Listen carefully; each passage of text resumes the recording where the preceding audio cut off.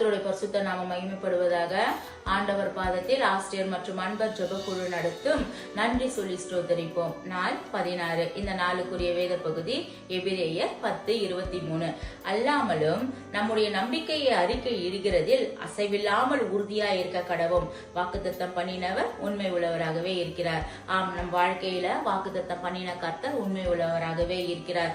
ஆதியாகமம் 12ஆம் அதிகாரத்தில் 1 முதல் 3 வசனங்களை பார்க்கும் பொழுது கர்த்தர் அங்க ஆபிரகாமை உன் தேசத்தையும் உன் இனத்தையும் தகப்பன் வீட்டையும் விட்டு கடந்து போ என்று சொல்கிறார். அங்க சொல்ல பட்சத்தில் கர்த்தர் அடுத்த வார்த்தை சொல்கிறார், உன்னை ஆசீர்வதிப்பேன், உன் பேரை பெருமைப்படுத்துவேன், உன் சபிக்கிறவர்களை சபிப்பேன் என்று சில வார்த்தைகளை வாக்குத்தத்தமாக சொல்லுகிறார். அதே போல ஆபிரகாம் அந்த சொல்லுக்கு முதலாவது கீழ்ப்படுகிறவனாய் இருந்து அந்த சொல்லுக்கு அந்த வார்த்தைகளுக்கு அவன் விசுவாசம் உள்ளவனாய், கர்த்தருடைய வார்த்தைக்கு அவன் விசுவாசமா உள்ளவனாய் இருக்கின்றான். அதே போல கர்த்தர் சொன்ன வாக்கு போல அவன் வாழ்க்கையில ஆதியாகமம் 26ஆம் அதிகாரத்தில் பார்க்கும் பொழுது ஆதியாகமம் 26ஆம் அதிகாரத்தில் ஆபிரகாம் என் சொல்லுக்கு கீழ்ப்படிந்து என் விதிகளையும் என் கற்பனைகளையும் என் நியமங்களையும் பிரமாணங்களையும் கை கொண்டபடியினால் நான் உன் சந்ததியை வானத்து நட்சத்திரங்களை போல பெருக பண்ணுவேன் என்று சொன்னார். அதே போல அவனுடைய சந்ததியை வானத்து நட்சத்திரங்களை போல பெருக பண்ணினார்.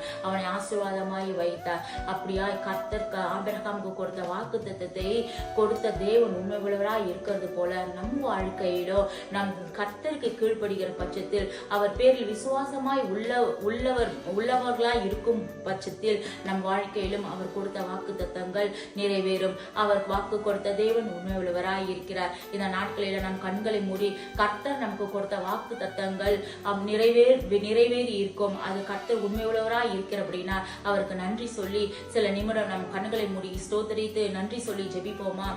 ஸ்தோத்திரிக்கிற ஆண்டவரே, ஸ்தோத்திரிக்கிறப்பா, அப்பா அப்பா என்று சொல்லக்கூடிய புத்திர சுவிகாரத்தை எங்கள் வாழ்க்கையில கொடுத்தீரே, உமக்கு நன்றி ஆண்டவரே.